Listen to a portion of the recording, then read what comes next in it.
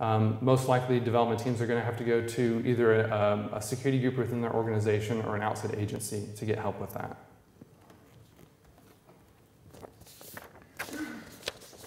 Okay, so I think we kind of have the background information we need to understand why SDL-Agile is going to be important.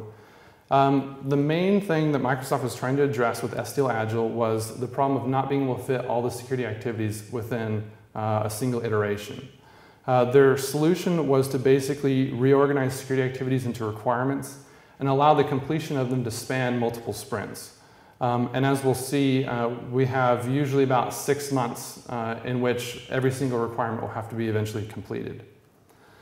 Now, one great thing about this approach is we can actually take these requirements and treat them just like user stories. We can basically create little index cards, write out what that security activity is, and move it along in our board as if it was, just any other feature that we're going to implement. Now, there are some drawbacks to using SDL-Agile. For example, we're basically going to release software, we're going to have functional software at the end of every single iteration. That means we could potentially release it to customers or to the web or that sort of thing.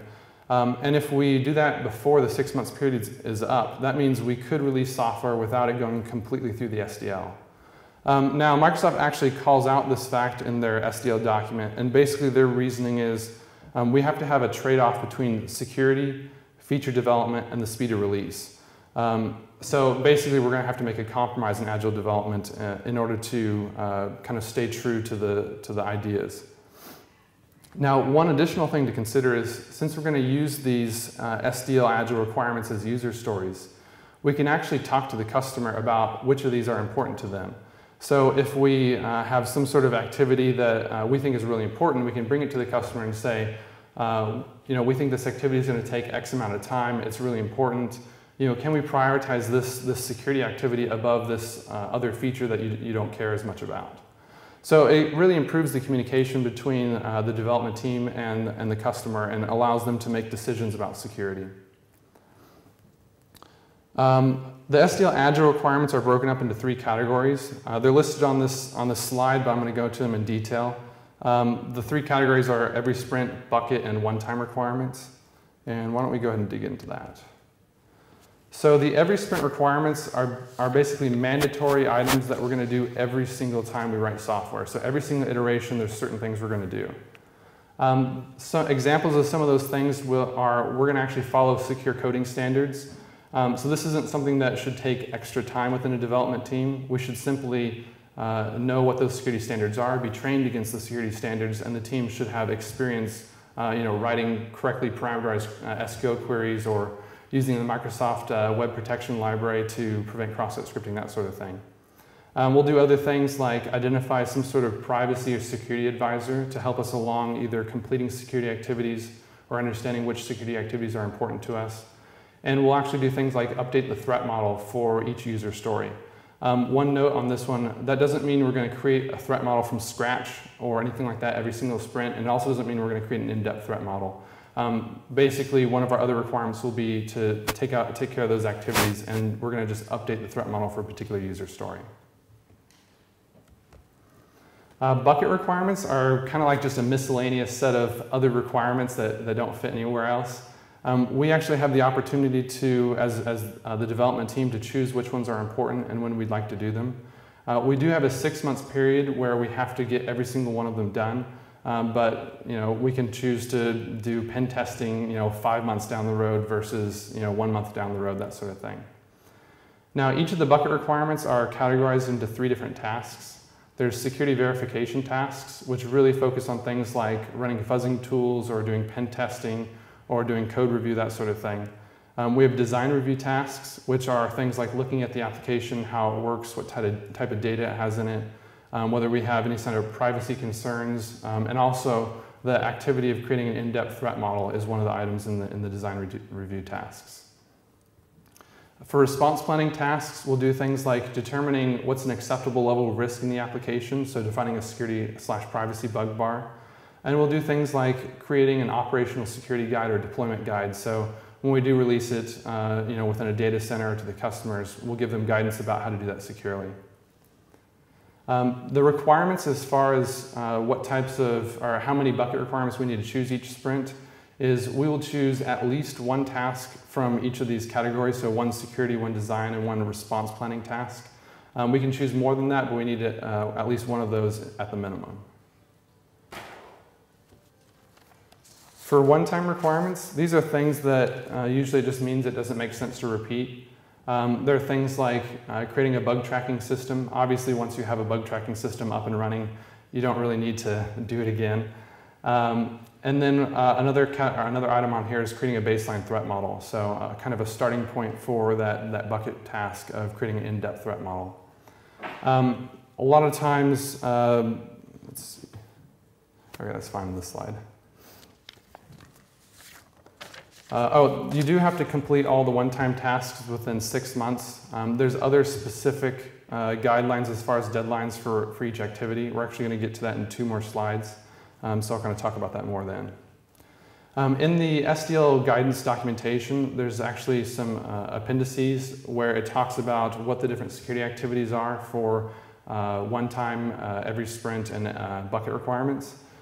This one shows kind of the bucket requirements and shows the different activities that are involved, whether they're required or recommended, and actually has a table showing if you're creating an online service or some sort of managed code or native code, whether it even applies, whether it makes sense to do.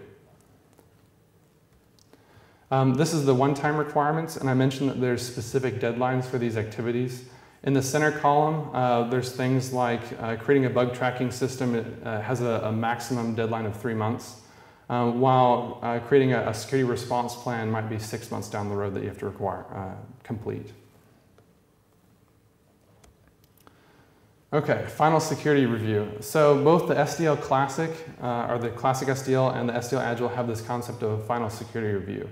It's basically an opportunity to look back at the previous development iteration or on Classic SDL, the whole waterfall approach, and decide, did we complete all the activities that we should have?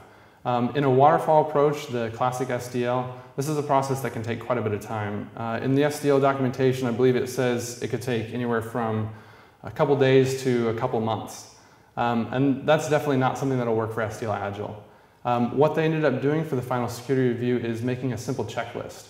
And all we do is simply run through a checklist, make sure that we haven't exceeded any deadlines, make sure we've selected an appropriate number of bucket requirements, make sure our application is within our acceptable level of risk or tolerance levels.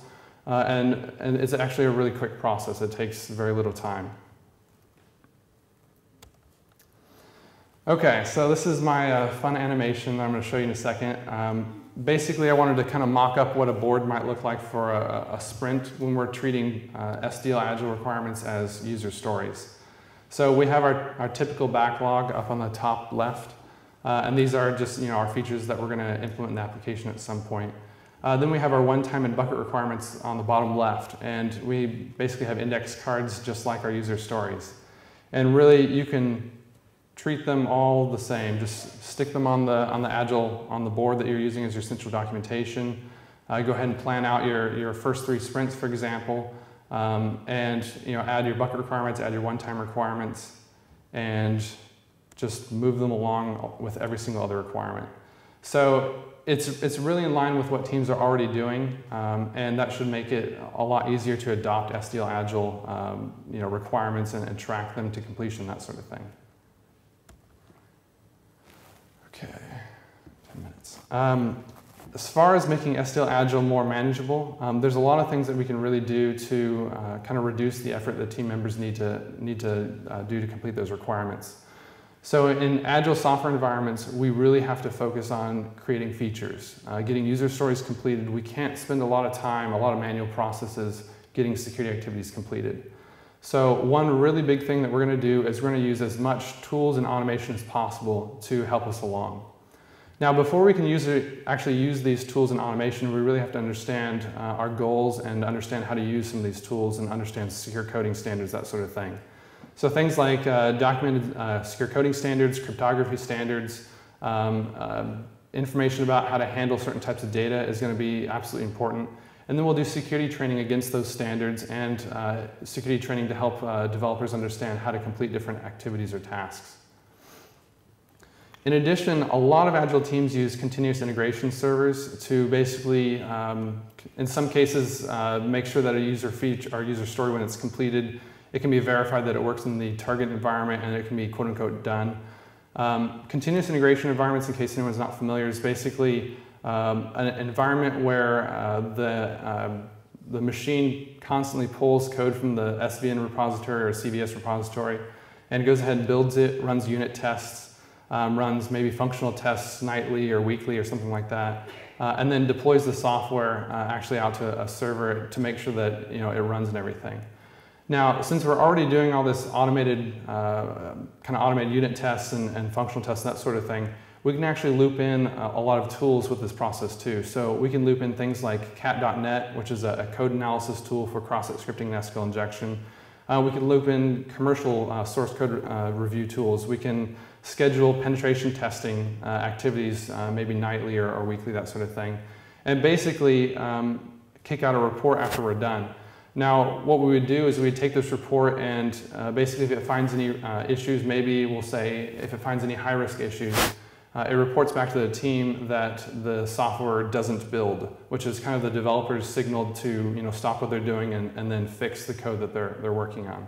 So we can kind of integrate those tools together. Yesterday there's a presentation from some Microsoft folks about tools we can use. They went through a Team Foundation server and an Agile plus SDL process template that's really helpful, so we can use those to track tasks. And then the other thing I wanted to point out is we're not going to create any extra documentation or artifacts that our teams need to generate in order to accomplish SDL-Agile.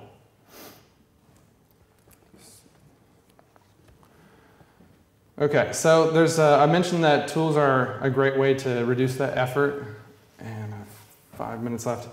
I'm actually going to go ahead and skip to a demo because that's a lot more fun. So, has anyone heard of the Web Protection Library or used the anti-XSS library before? Anyone? Okay. I'm going to quickly, in 5 minutes, see if I can demonstrate using the Web Protection Library, the encoder, the sanitizer, and actually the security runtime engine.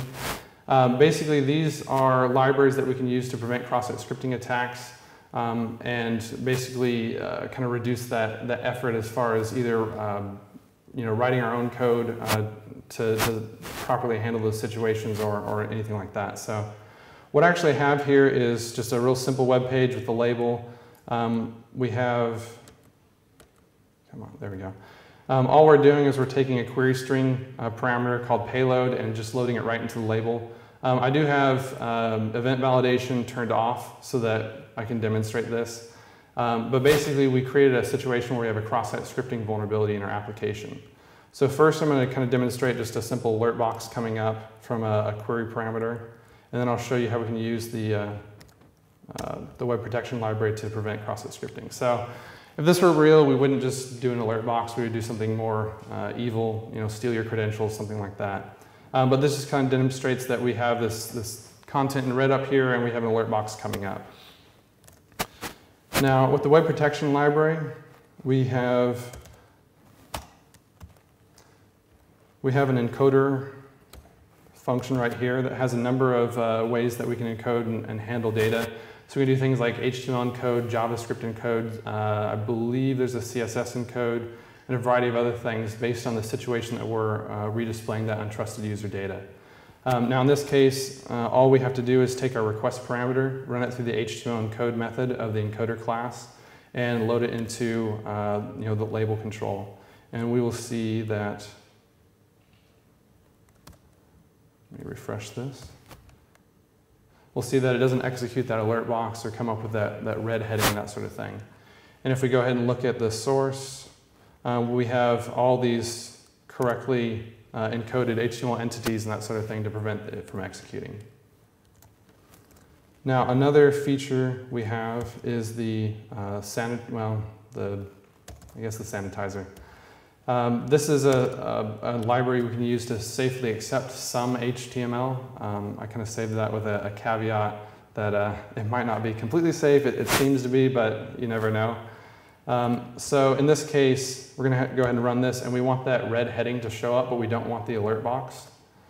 So if we go ahead and use the sanitizer library,